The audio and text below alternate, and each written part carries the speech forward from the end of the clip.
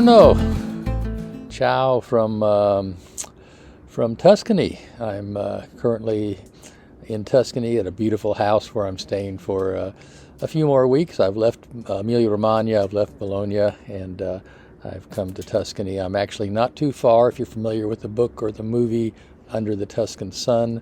The town I'm in is very close to there. In fact, today is Monday, the 20th of September. It's actually market day there, so I might scoot over there and try to find some things in the market, some vegetables, maybe some cheese to bring back to the house to cook later.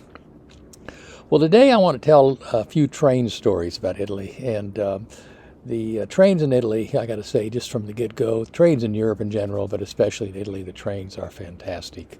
Now, I'm living in a pretty small place. The nearest train station to me only has the normal trains. It doesn't have the so-called bullet trains of Italy. It doesn't have the arrows, the freccia, but it does have wonderful service. The service from the station near me goes all the way from Florence to Rome, Firenze or Roma, and it's a nice line.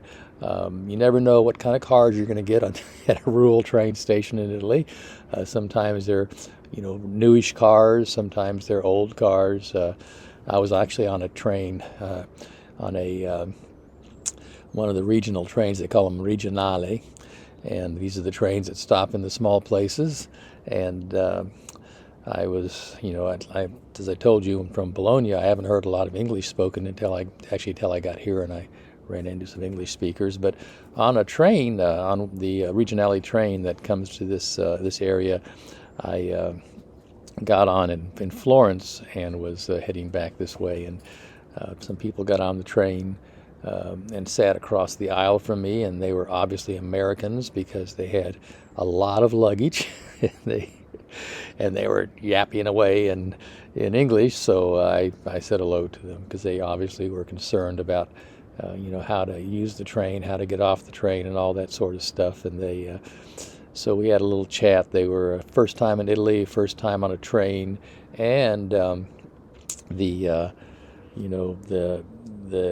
coming to a very small town, going off to a station in a small town where they were heading toward an agriturismo, which is sort of a rural bed and breakfast on a farm. They were going there to go to a wedding, to a destination wedding, to this agriturismo. So they didn't know much about the train. So I explained to them that the stop for their city would be a really brief stop, only a minute or two, and so that when we got close to that stop, they should collect all their crap and go to the end of the train where the exit doors are, and go ahead and be ready to get off. And so they did. I told them when they were getting close to the station, they got all their stuff together and bundled it down the aisle, and got to the door, and the train stopped, and they tried to open the door. It was one of those doors that has a handle that pulls this way. Most of the doors have a push button. You push, the door slides open, but this was an old train, and so they were having some trouble. They finally got the door open after a little bit of consternation, and they got all their stuff off the train, and the door slid closed behind them. Now, on trains, there's a conductor, capo di treno. And the conductor, she was off the train, apparently waiting to see that everybody got on before she locked the doors back. And so when these people got off and the doors closed, I guess she assumed that was the end of the people coming off, so she locked the door and trying to keep the train on schedule. It was running a little late, actually. And what the conductor didn't know was there was a line of people behind the Americans who also wanted to get off the train, and she locked them on. And they sat there and they, didn't know if the door was stuck or the train had been door had been locked, but they were stuck on the train until they got to the next town. Not a good day for relations between Italian locals and American visitors. So. Well, when you get on these trains, these regional trains, these are kind of, like festival seating. You get on and you can get any seat you want on a regional train. There are, on many trains, there's often a premium class car and a regular class car. I almost always take the regular class because the differences are very small on those particular trains. However, when you get on the train, you have to make sure that your ticket is punched, and you punch it yourself. And so next to the entrance to the train, usually on the tracks, on the Bonero, or on the platform where you get on the train, there's a machine of some kind. Sometimes they're yellow, sometimes they're red, white, and green, the Italian colors. And you take your ticket and you slide it in there, and it goes glook, and it puts the date and the time that you got on the train. And then when the conductor comes along, if the conductor comes along, because that doesn't always happen, depending, but you have to show them the ticket. And the other day I was also on a regional train, and a young man got on at a station, and he got on the train, and he started walking down the aisle of the train looking for a seat. Well, the conductor was coming the other direction, and they kind of met. She said, "Let me see your ticket." And he didn't have one.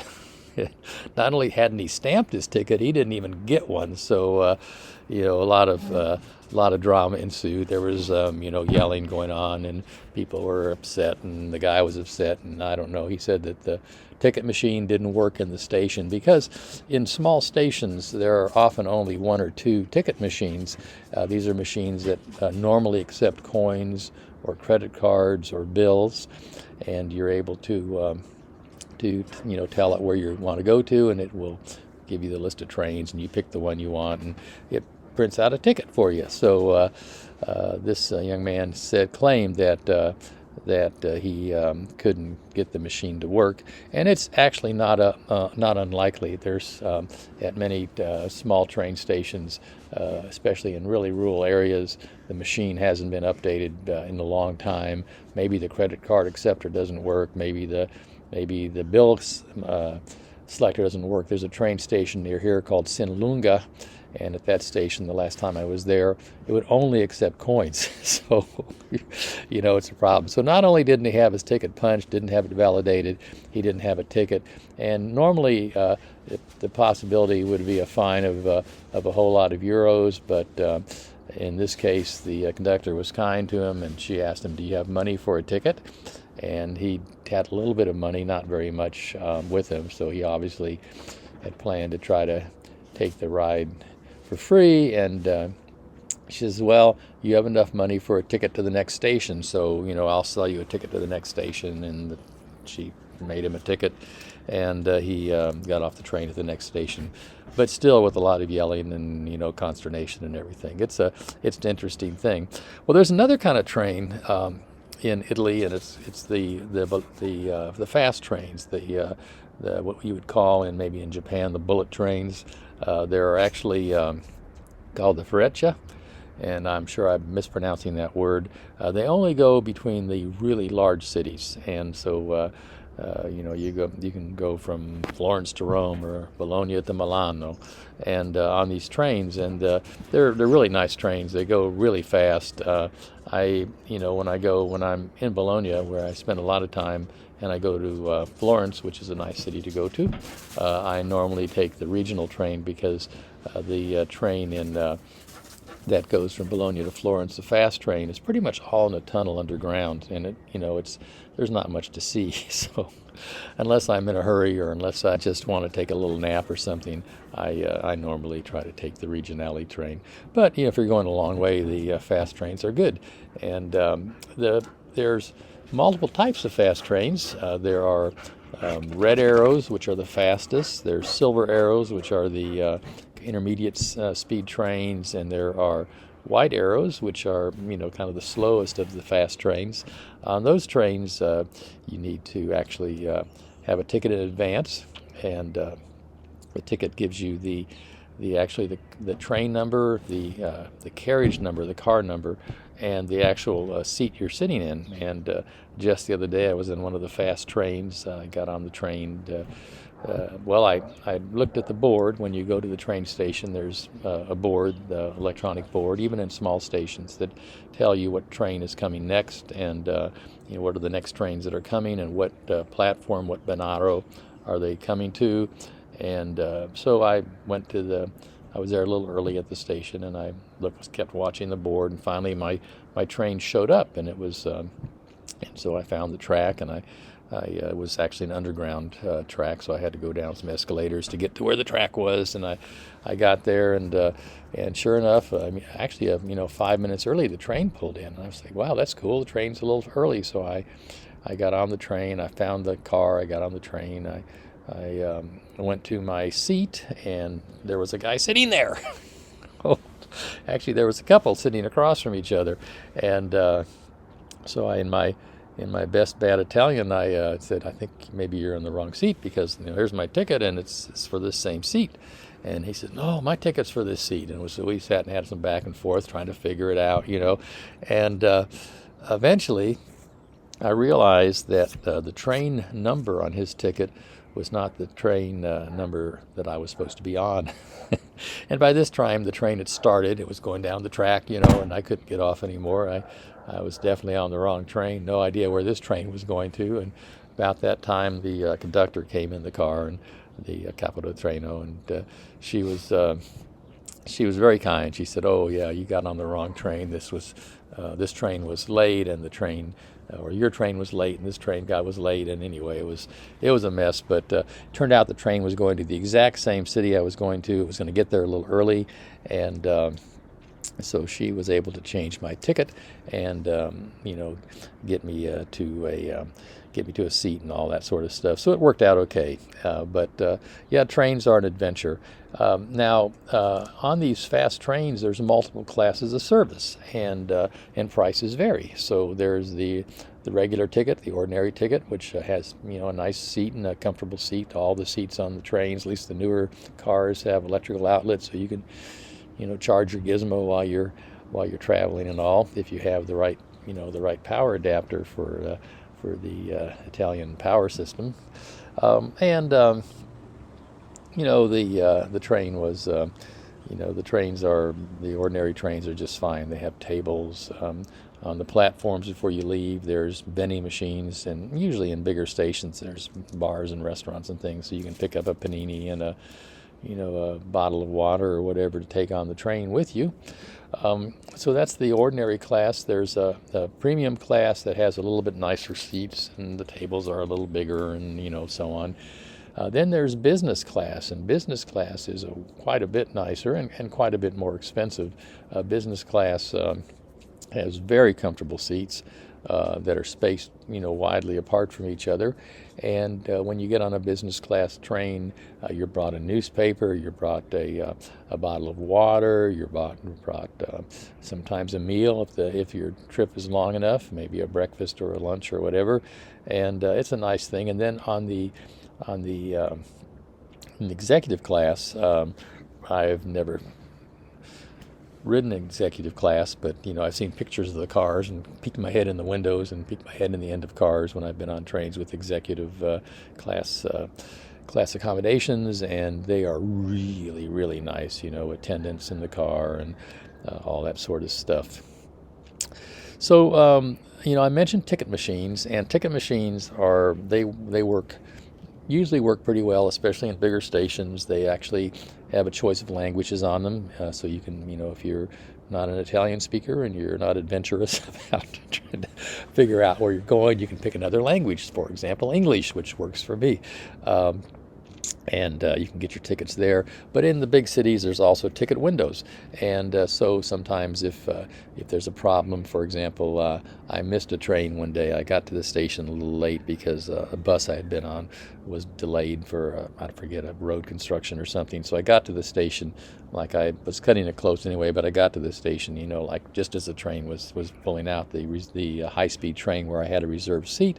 And I went to the Trenitalia, which is the national train system, onto the Trenitalia ticket window, and they were so kind. They gave me a ticket on the next train and said, don't worry, everything's cool, there's plenty of seats on the next train. Now, I had the opposite experience with the other train service in Italy. There's another high-speed train service called Italo, and Italo is, it's like, it goes on the same tracks as the Trenitalia trains. It's a high-speed train, and they go from They go from from between the big cities, and I did have a reservation. In fact, I was traveling with others. We had reservations on a train. We got to the station late, and we missed the train. This time it was our own fault because we had the train schedule wrong in our heads. But we got to the station, and I went, oh my goodness, this is terrible. I went to the Trenitalia, to the Italo ticket office and talked to them. They said, I'm sorry, you missed your train. You'll have to buy new tickets. And it was, a pretty expensive experience. It's one that I hope not to repeat in the future. I have traveled business class before, and the reason I've traveled business class was that I got a booking at the last minute. You have to have reservations for the high-speed trains. So I was on a Trenitalia train from Milano to Bologna, I think, and the tickets, when I went to get tickets, all the cheaper tickets were sold out. The cheapest ticket I could get was business class, so it was fun. It was a morning train. They served me a nice breakfast, and my choice of newspapers. Did I want the right-wing paper, the left-wing paper, the local paper? So it was a fun trip, but one I hope that I don't take very often because it cost a lot of money. Now, I've mentioned ticket offices, I've mentioned ticket machines. There is one other option for tickets, and it's the one that I use mostly for Trenitalia, and I mostly travel on Trenitalia. I would only travel on Italo if there was a special fare, or it was going someplace that had a schedule. The schedule was better for me. Normally I take Trenitalia. I have the Trenitalia app on my phone. And so now when I get ready to go somewhere, before I even leave where I'm staying, I go ahead and figure out the train schedule, what train I want to go on. I go ahead and buy a ticket online using my credit card on my phone, and it creates a ticket on my phone, which can be loaded into your wallet, into your Apple Wallet or your Google Wallet or whatever you have, and or can be leave it in the app. And so then when you get on the train, whether it's a regionale or a high-speed train, that you just basically, when the conductor comes to look at your ticket, you open up your phone and show them the ticket, and they take their iPad they carry with them, and they take a picture of it, and it validates the ticket, make sure that you're on the right train and all that sort of stuff. So trains are awesome. People don't talk much on trains. I've not had many conversations. People tend to be quiet, read their paper, eat their panini. I did have a nice conversation once with a couple of women who were on the train with a little dog who kept coming over and wanting to sit in my lap, so that was fun, and it was nice. I actually have met I probably had more conversations with Americans on trains or Brits than anybody else, because especially confused travelers, because a lot of times people are trying to figure out how this train thing works. And then finally, I guess one time I did have an interesting ride. I was on a train. I can't remember where I was going, but it was a long train ride, and I sat next to a woman who was Chechnyan, and I'd never met a Chechnyan before, and she had no English, and I had no Chechnyan, but we both had a little bit of Italian, so we had a nice conversation, and over the hours, and I learned something about her life, and she learned something about mine, and it was where do you get experiences like that normally? On an Italian train, I guess. Well, that's it. It's morning here. It's getting close to 9 o'clock. I'm going to scoot down the road and go have my breakfast at a little bar down the way, and go to the market and get some food for the next couple of days, and hope to have a chat with you a little bit later. I have more adventures coming, and I will do my best to keep you in the loop and tell you what I'm doing and all that sort of stuff from time to time. Thank you, those of you who actually push the subscribe button. I'm getting close to 100 subscribers now. When I have 100 subscribers, something magic happens on YouTube. It's like, it's not very magic, but I actually am able to have my own URL, actually a domain that I can point people to, say, oh, go to this website or go to this YouTube domain, and you'll find my stuff instead of a random string of letters and numbers. So if you feel like it, please do it. It won't cost you anything, and it'll make my life a little bit better. It'll give me a little bit of gratitude. So Well, there we go. That was interesting. My computer just locked up for no reason, probably because I was pandering for subscriptions. Who knows? Well, that was it. That's it from the beautiful region of Tuscany, the province of Arezzo, where I currently am, and a dog who wants some attention right now. So hopefully things continue to go well here. I hope where you are things are going well. I hope that you're staying safe. If you are able to, I hope that you've become vaccinated, and I hope that one day you can come to this beautiful place and see what Italy is all about and how awesome it is. Ciao, arrivederci.